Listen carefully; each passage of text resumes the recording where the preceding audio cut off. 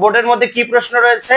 বোর্ডের মধ্যে প্রশ্ন রয়েছে minus A square plus B square plus C square থেকে A square plus B square minus C square বিয়োগ করো। বিয়োগ কয় পদ্ধতিতে করা যায়? দুই পদ্ধতিতে। একটা হচ্ছে লম্বালম্বি সাজিয়ে, আরেকটা হচ্ছে উপরে নিচে সাজিয়ে।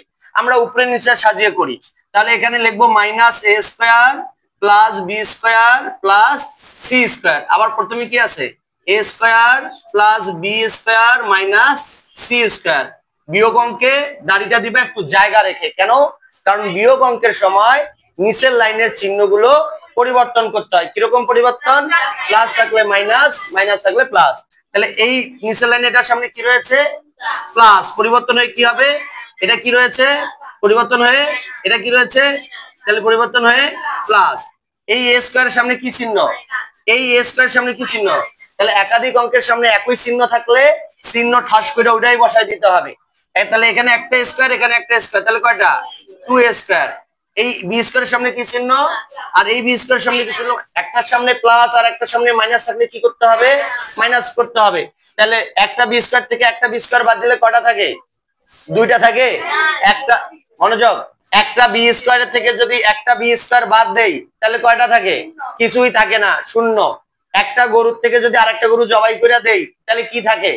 ওই হাসির একটা রিলস আছে যে তোমাকে যদি দুইটা পরোটা খেতে দেই, হ্যাঁ, দুইটা পরোটাই যদি তুমি খেয়ে ফেলো তাহলে কি থাকে? আর কয়টা থাকে? কি ভাজি থাকে, সবজি থাকে। আসলে কি সঠিক? দুইটা পরোটার থেকে দুইটা পরোটা খেয়ে ফেললে তার কিছুই থাকে না। তো অনুরূপ ভাবে একটা বি স্কোয়ারের থেকে একটা বি স্কোয়ার বাদ দিলে কিছুই থাকে না। তাহলে এখানে কি শূন্য দেওয়ার প্রয়োজন আছে? নাই। এখানে plus C square plus C square. তাহলে একটা ওটা উপরটার সামনে প্লাস, নিচেরটার সামনেও প্লাস। একাধিক অঙ্কের সামনে একই চিহ্ন থাকলে চিহ্ন সেটাই দিতে হবে, অঙ্কটা যোগ করতে হবে। তাহলে সি স্কোয়ার সি স্কোয়ার, তাহলে কয়টা? 2c square. তাহলে বিয়োগফল কি হবে? বিয়োগফলটা হবে minus 2 square plus 2c square. কি বুঝছো না বুঝো নাই?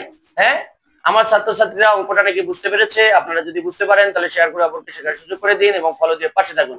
Thank you very much. আসসালামু আলাইকুম। কুষ্টিয়া দুইটা। পরের অঙ্কটা বলো তো। Minus A square plus B square plus C square থেকে A square plus B square minus C square বিয়োগ করো।